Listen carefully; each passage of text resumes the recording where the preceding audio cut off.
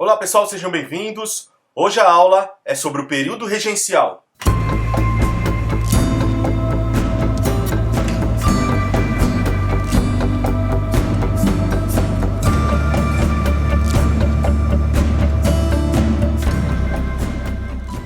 O período regencial aconteceu no Brasil entre 1831 e 1840.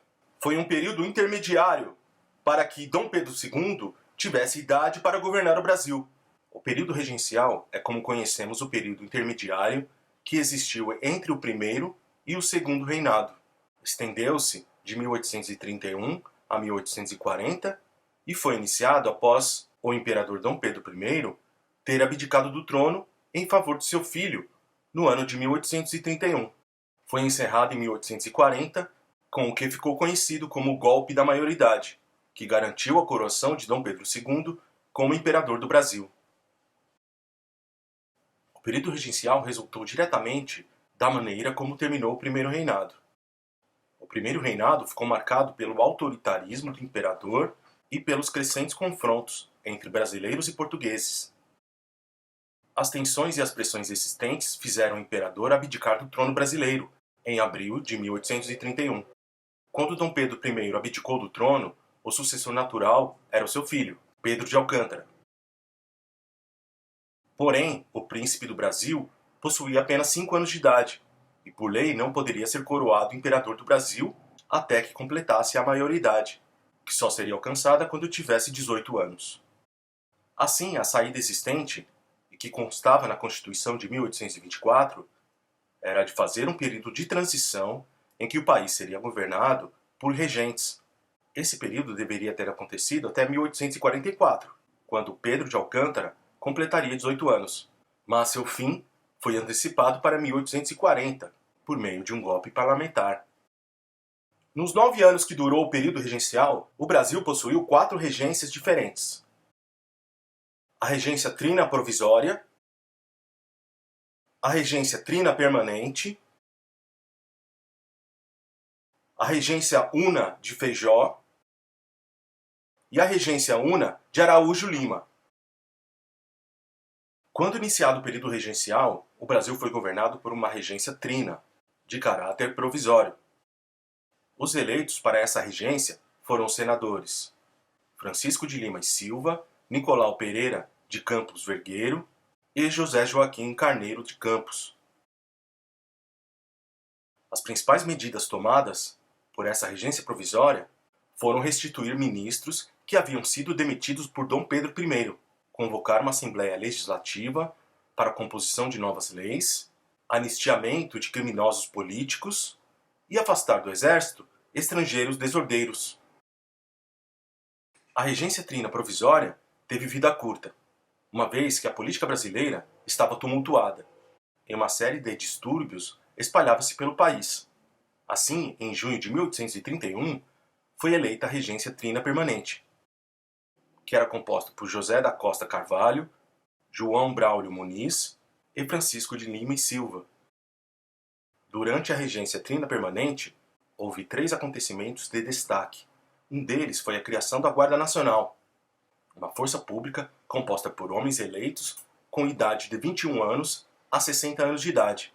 Essa força foi criada com o intuito de controlar as manifestações e impedir que revoltas acontecessem. Outra medida de destaque foi uma reforma no poder moderador, retirando atribuições desse poder e dando maiores possibilidades de que os deputados e senadores vistoriarem as ações do poder executivo.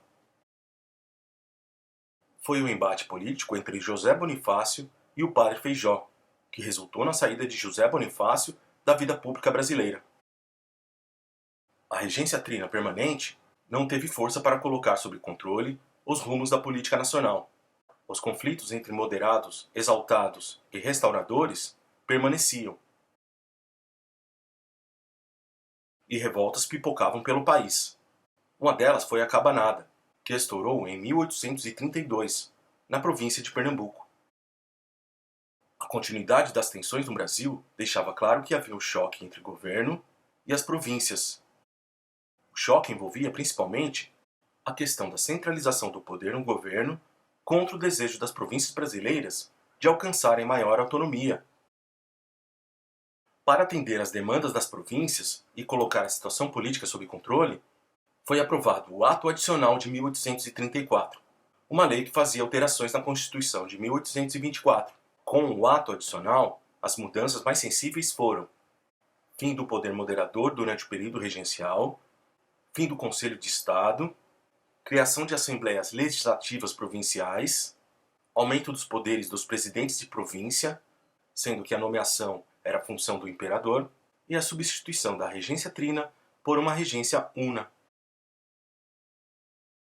Com as mudanças estipuladas pelo ato adicional, esboçava-se no Brasil um modelo que concedia um grau considerável de autonomia para as províncias. Com a determinação de que o país seria governado por um regente apenas, eleições foram organizadas. Em eleição realizada em 1835, o padre Feijó obteve 2.826 votos e assim derrotou Holanda Cavalcante, que obteve 2.251 votos. A regência de Feijó ficou marcada pela cabanagem no Pará e pela revolta dos farrapos no Rio Grande do Sul. Feijó tinha um humor explosivo e deparou-se com forte oposição em todas as frentes da política brasileira. Essa oposição fez o padre Feijó solicitar afastamento da função. Com sua saída, nova eleição foi realizada e Pedro de Araújo Lima derrotou Holanda Cavalcante e foi eleito regente do Brasil. Na regência de Araújo Lima, houve o crescimento dos políticos conservadores, mescla dos liberais moderados com os restauradores. Houve também tentativas do regente de tentar retirar algumas das liberdades que as províncias haviam conquistado com o Ato Adicional de 1834. O debate político nesse período foi bastante acalorado e girava em torno de 3 grupos políticos. Os liberais moderados, em geral, eram monarquistas que defendiam a limitação do poder do imperador, defendiam uma monarquia constitucional no país e tinham no padre Feijó o seu maior representante. Os liberais exaltados eram defensores abertos do federalismo, isto é, de ampliar a autonomia das províncias brasileiras. Alguns dos exaltados eram defensores da República, e o nome mais influente desse grupo foi Cipriano Barata. Os restauradores eram defensores do retorno de Dom Pedro I ao trono brasileiro e tinham nos irmãos Andrada seus maiores expoentes. Ao longo do período regencial, esses grupos foram convertendo-se em 2 partidos, que centralizaram a política durante o Segundo Reinado. O Partido Liberal surgiu da mescla dos liberais moderados com os exaltados, e o Partido Conservador surgiu da mescla dos liberais moderados com os restauradores. A grande marca do período regencial foram as revoltas que aconteceram nas províncias. Surgiram em diversos pontos do país. Envolviam insatisfações políticas, além de disputas políticas locais, insatisfação popular contra a pobreza e a desigualdade, entre outras reivindicações. Ao longo do período regencial, as principais revoltas que aconteceram foram a cabanagem, rebelião que aconteceu no Grão-Pará entre 1835 e 1840, em razão da insatisfação popular contra a pobreza e a desigualdade e por disputas políticas locais. A Balaiada, rebelião que aconteceu no Maranhão entre 1838 e 1841 e foi resultado de disputas políticas locais.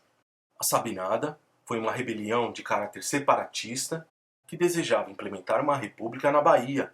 Aconteceu entre 1837 e 1838. A Revolta dos Malês foi uma rebelião de escravos que aconteceu em Salvador em 1835, e a Revolta dos Farrapos, que foi uma revolta motivada por insatisfações da elite local com o governo por questões políticas e econômicas. Estendeu-se de 1835 a 1845. O fim do período regencial foi resultado de disputas políticas entre liberais e conservadores. Os liberais, insatisfeitos com a regência de Araújo Lima, um conservador, reagiram defendendo a antecipação da maioridade do príncipe do Brasil, Pedro de Alcântara. Os liberais conseguiram conquistar o apoio da maioria dos deputados e senadores e realizar o golpe da maioridade em 1840. Com esse golpe, Pedro de Alcântara teve a sua maioridade antecipada e tornou-se imperador do Brasil com 14 anos de idade.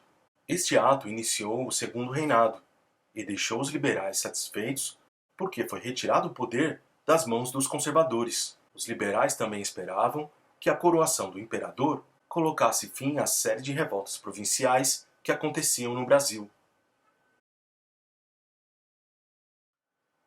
Bom, é isso aí, pessoal. Até a próxima. Tchau, tchau.